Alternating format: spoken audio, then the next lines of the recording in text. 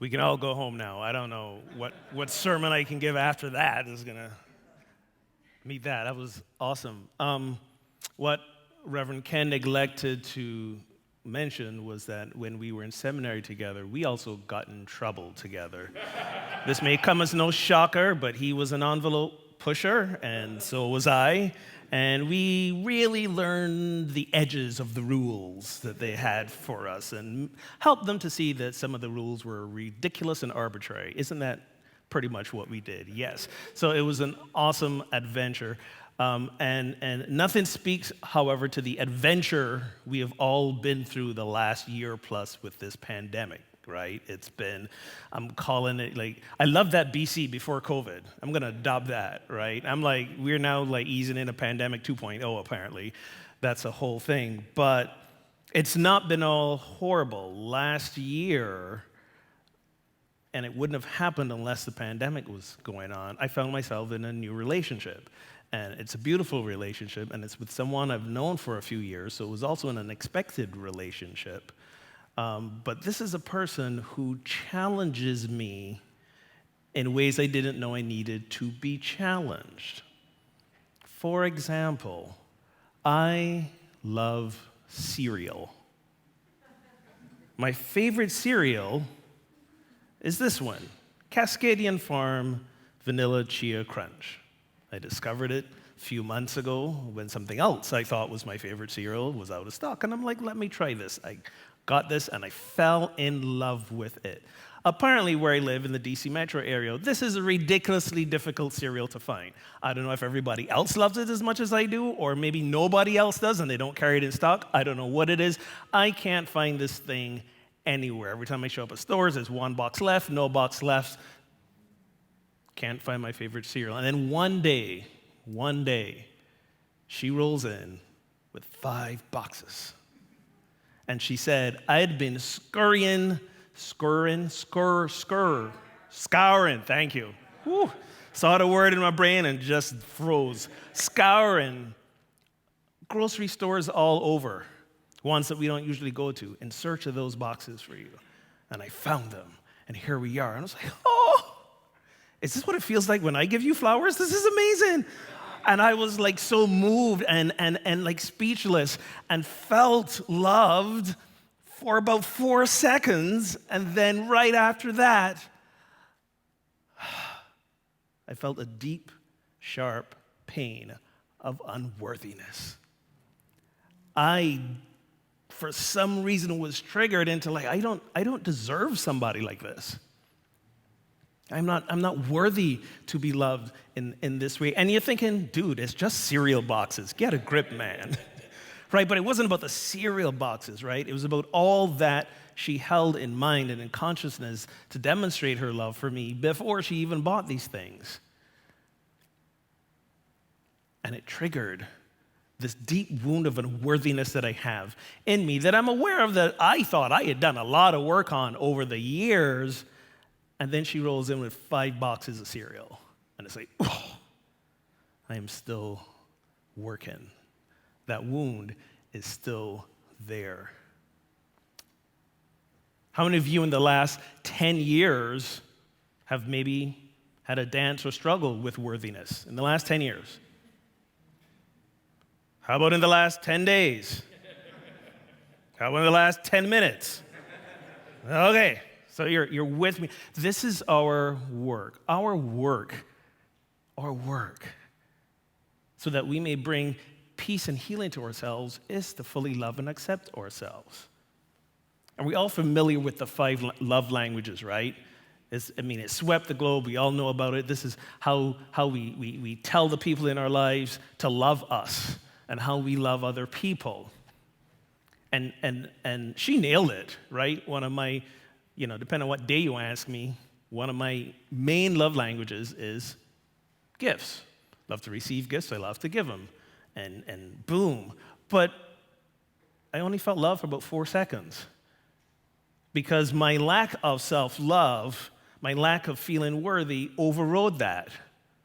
And then I realized it doesn't matter what other people do in our lives to love us the way we want to be loved. Unless we love ourselves even more, we're not going to feel that, we're not going to receive that. We can only receive and give love as much as the love that we have for ourselves. That's the bar. We can only give and receive love as much as we love ourselves. And loving ourselves, make no mistake, is spiritual work. It is spiritual work. So I was like, these regular 5 love languages ain't cutting it for me. I need something more. I need spiritual love languages. That I can love myself, accept myself, and return to wholeness. And I'm searching far and wide for these spiritual love languages, and I can't find them anywhere. No one's written them, and I'm like, what am I doing? I'm a unity minister. I write them myself. You know what we always talking about, love and unity? So here we go. So I came up with them. 5 affirmations, and then 5 invitations and actions to step into in the moment. So the first one, I am love. Knowing that I am the source of all the love I seek, and I will only feel that love when I fully and unconditionally accept myself. This is where it starts. How many of you have parts of yourselves that you haven't accepted yet? Yeah. If you haven't read it yet, I got a great book recommendation for you. Radical Acceptance by Buddhist teacher Tara Brach. Yeah, read that book and then read it again and then read it one more time. This is our work, to fully accept ourselves, because here's the thing. Whenever we are rejecting part of ourselves, we are not loving ourselves. We gotta accept. And accept doesn't mean okay, it doesn't mean you don't change, but what it means is you stop rejecting parts of yourself. You fully accept yourself. This is who I am, this is how I got here, this is what it is. And to transform it means I have to stop resisting it first. I got to be there in it. That's where it begins. I am love. We are the epitome, the embodiment, the manifestation of divine love.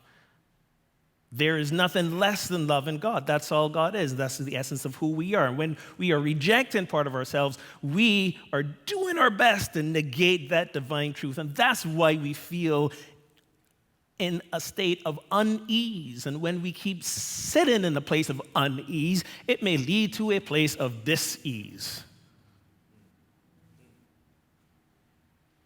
So if you're struggling with ongoing illness, discomfort, look and see how much you're loving yourself. Second one, I am whole. Remembering that every encounter between us, especially the ones I judge to be painful, is an opportunity to heal a triggered wound within me. How many of y'all last week got triggered by something? Yeah. All right. By someone. Who got triggered by someone, right? This is the thing with people in our lives, especially the people closest to us, whom we least expect it from. They are here to trigger the ever-loving you-know-what out of us. And we need to be grateful for that. Why? Because those triggers point to the wounds that we are still carrying around. And we will never fully accept ourselves, fully love ourselves, until we remember that our essence is not only love, our essence is wholeness. There's nothing in us that is broken. There is nothing in us that is bent. We are whole in essence. But we got these wounds that we picked up along the way, whether it's a wound of rejection, abandonment, whatever it is. Some of them are self-inflicted. Some of them have been inflicted by others. Lots of them are just a matter of misinterpretation of what just happened. But regardless of it, we have these wounds. And we soon forget the wounds, ignore the wounds. But we can't, because things happen and we get triggered. My girlfriend shows up with 5 boxes of cereal and my wound of unworthiness is triggered. I am whole. So I have to remember that when something happens that triggers me, when someone does a thing that rubs me the wrong way, and we know when we are triggered. How do we know when we are triggered? We feel it in our body. Somebody says or does something, we feel like, feel a little tightness. We feel a little stab. However it manifests for you, we know when we're triggered. And what happens when we are triggered is that we put up the defenses, and we want to attack back. Part of it is we get triggered in the wounds and we want to feel safe. We feel our safety is threatened. We're not unsafe on the inside. We are whole. So next time someone triggers you and you feel that trigger, pause, just stop. Take a breath and say, thank you. Thank you for reminding me where my wound is. And I still have some work to do around healing that wound. Couldn't have done it without you. Especially thank the people who push the buttons you didn't even know you had. Those are the fun ones. Love you, Mom. I am worthy. I am worthy. In the moment, pausing to breathe and center, I affirm that I am worthy and valuable simply because I exist. Simply because I exist. This is the thing. So many of us believe we have to prove our worthiness, and or the other person has to prove that they are worthy of me. And we put them through all sorts of impossible tests. By the way, we don't always tell them about the tests. And then when they fail them, right, they're like, well, they didn't even know they were being tested. Then we do it to ourselves as well. We didn't even know we were testing ourselves. You are worthy simply because you exist. There's nothing you have to do to prove it. And there's nothing anyone else can say to validate or disprove it. Just because you are here. That's it. Take a load off, people. You ain't got to do nothing. Just because you exist. And it's so hard to remember this. This is my thing. That one is the one that gets me the most. I don't have to do anything. I don't have to succeed. I don't have to be a millionaire. I don't have to be the perfect father. I don't have to be the perfect partner. I don't have to. I just simply need to exist. This is not an excuse for bad behavior. This is an invitation for you to accept yourself. I am whole. I am free. Oh, this is a nice one. Releasing all attachments to any outcomes, I allow us and our relationship to freedom to evolve and run its course, whether it be minutes or a lifetime. You know we like holding on to stuff.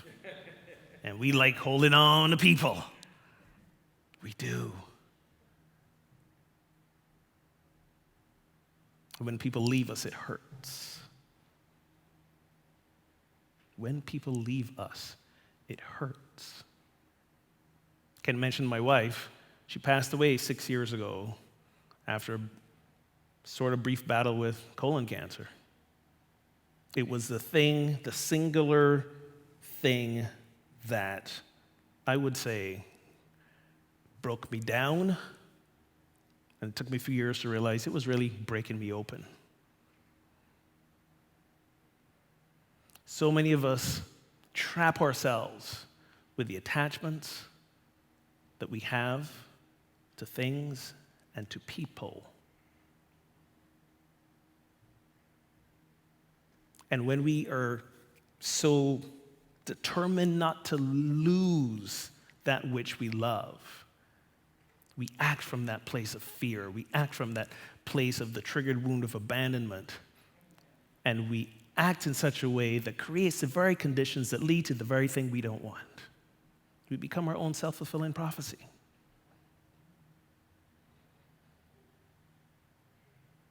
I love that you sang The Colors of the Wind, right? So that was a song that sort of makes references to the native people's idea of we don't own the land. You know, so when Europeans came over and said, this is my piece of land, they're like, what do you mean it's your land? There's no such thing. We don't own anything. We don't own anyone. But we sort of behave like we do. This is mine. You are mine. And we try to trap. And in doing so, we're not only trying to limit their freedom, but we are limiting our own. Both the prisoner and the jailer are in captivity. I am free. work to create healthy relationships without the attachment of them lasting. And when somebody is clear, when a situation is clear that the time has come to an end, breathe and release, knowing that their leaving is not an indication of your worth, your value, because you are worthy simply because you exist. You are whole. There is nothing that can break you or will ever break you. You are love. And then finally, just for you, Alan, I am light. I am light. Discovering my innate talents, abilities, gifts, I create meaning and purpose from them to share with the world. This is the ultimate act of self-love, people. The ultimate act of self-love is when you get clear about who you are and what is yours to do and be in the world, you do it. Often we don't. Why? Because we're afraid of rejection. We're afraid it will not be accepted, that we will not be accepted.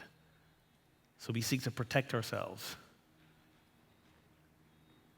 by keeping our light under a bushel, as the gospel says. But the poet D.H. Lawrence asks this profound question: which is the greatest form of self-protection, hiding who you are or being who you are? Hiding who you are or being who you are? Because when you step into the full beingness of who you are, ain't nobody taking you down. Ain't nobody putting your light out. And you walk in that energy of worthiness, because I'm worthy simply because I exist. So there ain't nothing you can do or tell me that's going to change that. I'm here shining my light. Too bright for you? Put some shades on. Don't tell me to turn on my light.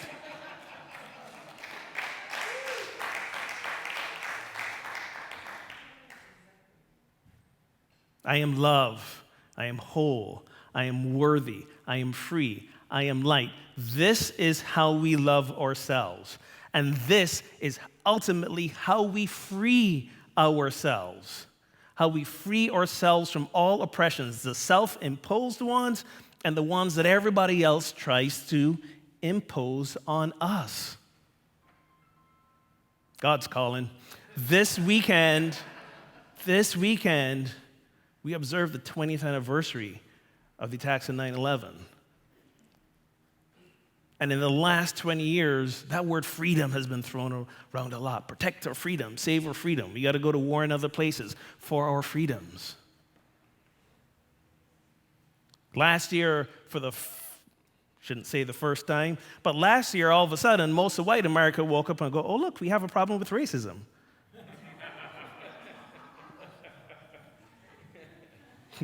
Better late than never, good on you. Welcome to the party. Or as we people of color call it, Tuesday. We realize that we live in an oppressed world, but here's the thing, okay? Here's what I say to folks. It is okay to be outraged by all of this, but not to be enraged by all of this. Be outraged, see the injustices, realize that it is ours to repair them, but not from a place of being enraged from anger. We have to do it from a place of love. Charles Fillmore says that love is a great harmonizer, and I like to add the addendum, it is also the great liberator, because when we love ourselves fully, when we step into the 5 divine love languages and we love ourselves fully, we free ourselves. And when we free ourselves from our oppression, we can and know how to free and encourage and create the conditions for the freedom from all oppressions. I'm a person of color living in a country, in a context of white oppressiveness. My liberation comes from me fully loving myself, and guess what? All you white-bodied folks fully loving yourselves too. If you identify as female in a world that is oppressively patriarchal, Your liberation is going to come from you fully loving yourself, and all of us who identify as male loving ourselves fully too. If you identify anywhere in the LGBTQIA community, in this heteronormative, oppressive place, your liberation will come when you love yourself fully, and all of us who identify as heterosexual and straight love ourselves fully too. Any form of oppression can only end when each and one of us, both those of us who are being oppressed and those of us who are doing the oppressing, and you can do both, by the way. Don't think you can't do both. I'm a black man. I got oppression coming my way, but guess what? I'm a straight male. I got my own set of privileges going on because of that. Both the oppressor and the oppressed are in captivity. And we can only free ourselves when we first love ourselves.